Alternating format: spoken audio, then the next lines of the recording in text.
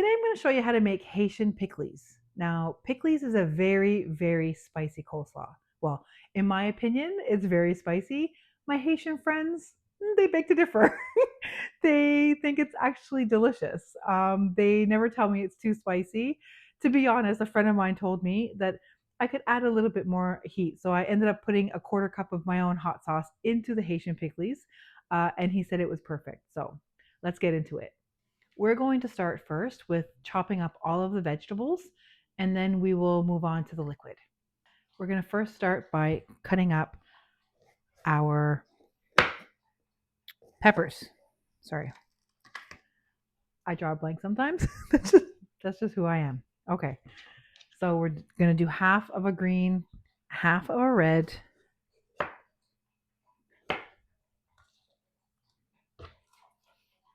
Put it to the side. We're going to add it all to a really big bowl. Half of an orange pepper, be specific, and then half of a yellow one.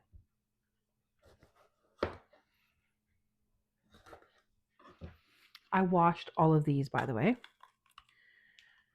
Yep, obviously, I mean, it is very obvious, I think, that you just wash everything that you cook with, whether it be vegetables, meat. Yes, meat. Now we're going to cut these very, very small into like little small cubes. I'm not a professional cutter, so I just cut like this. You're never going to catch me going like this. I'm going to chop my fingers off, so it's just not going to happen. So I am going to cut like this and pray that my fingers do not get chopped up in the process. And then cut them in very small pieces, very small cubes, like this.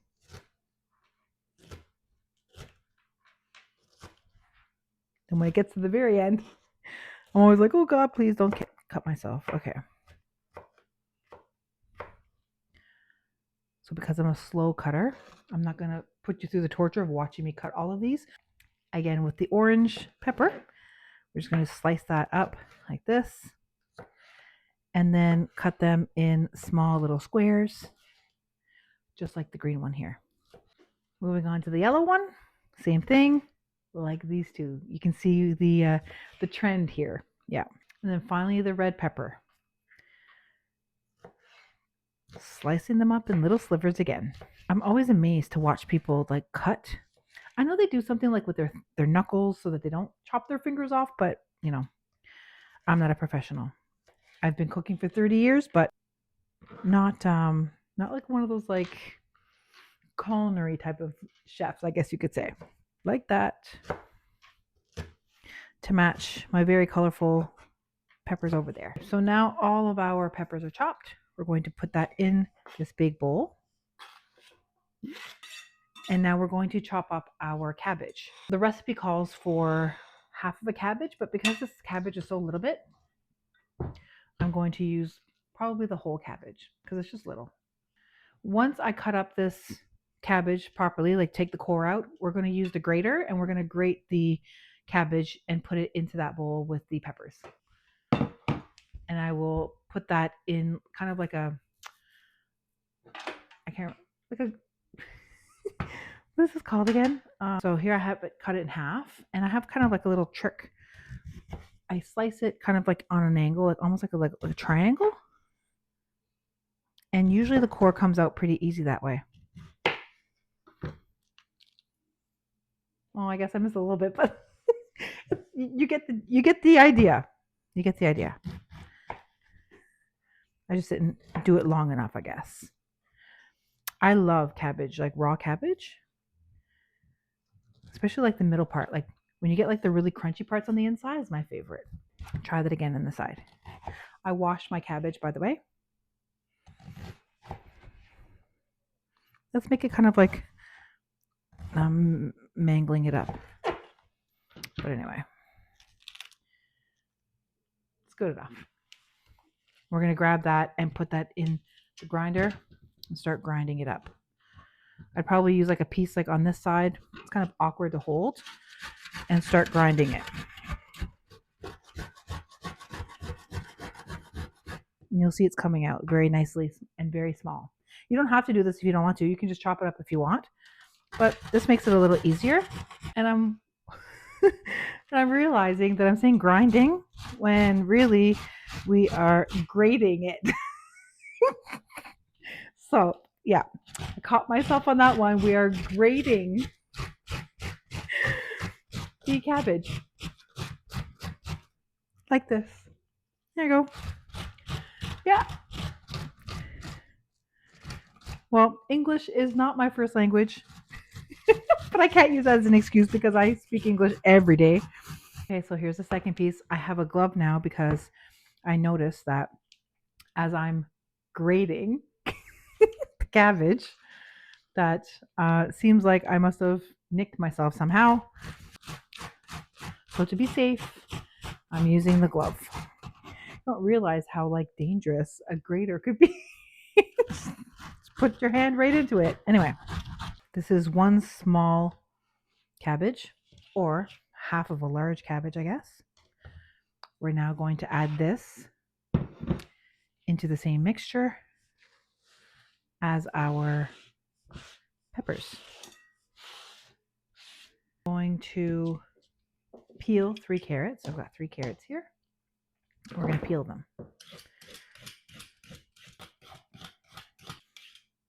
I also got this recipe from Cooking with Freddie on YouTube.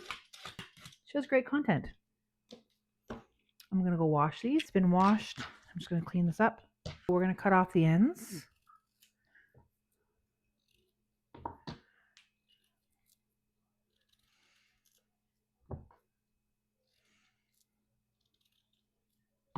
I'm going to get the grater and start doing that with this.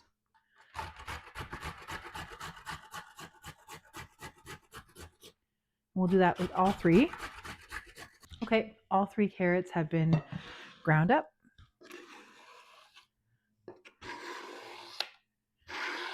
Put that in the mixture. Now we move on to 1 whole onion. Here you go.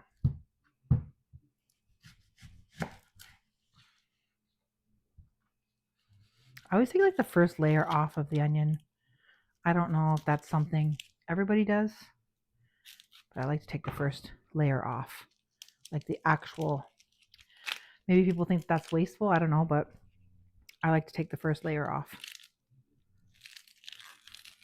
Okay, and we're going to chop this very finely. So sometimes what I do is I'll do something like this on top. You can do it whichever way you want. And then I just kind of do crisscrossing like this.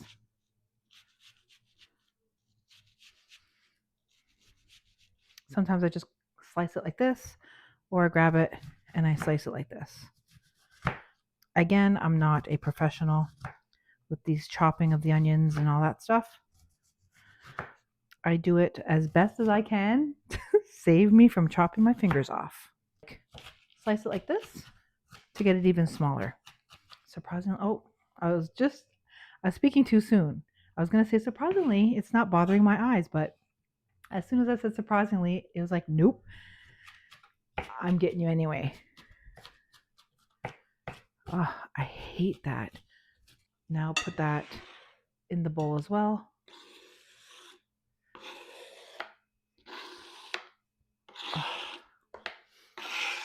Move on to the liquid part because we're going to be adding a liquid to this and then let it marinate. The longer it marinates, the better it tastes. Okay. I hate that I say okay.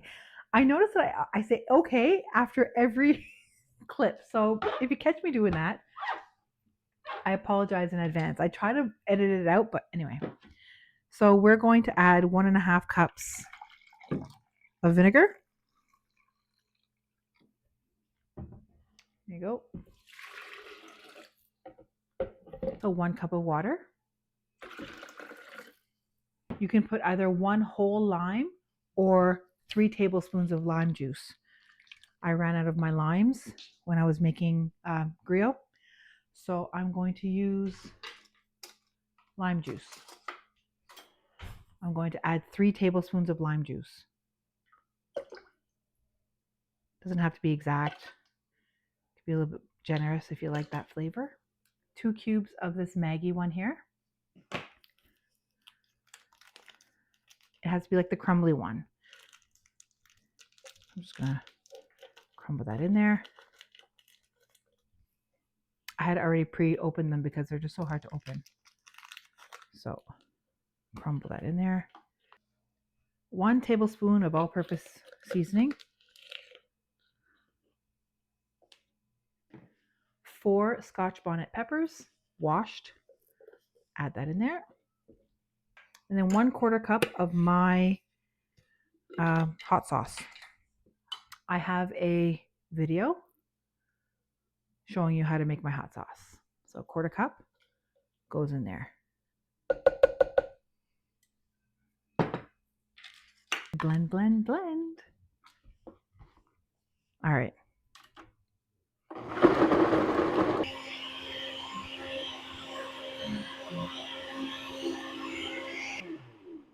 Okay.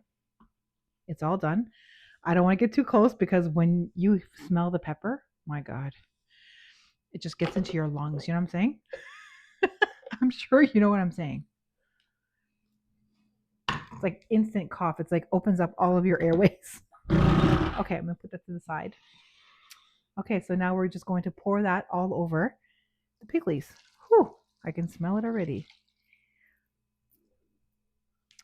Okay, I'm going to grab some of that.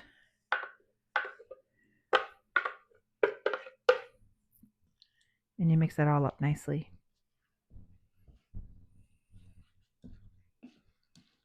The longer you let this marinate, the better it is.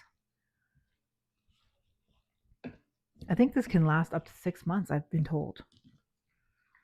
So, kind of just sits there, marinades like throughout. There you have it, Pikliz. I hope you enjoyed the video. I hope you try and make it. And if you do, let me know what you think. That recipe made a very large mason jar and then another big jar. So that's how much it made, just to give you an idea as to how much you'll have.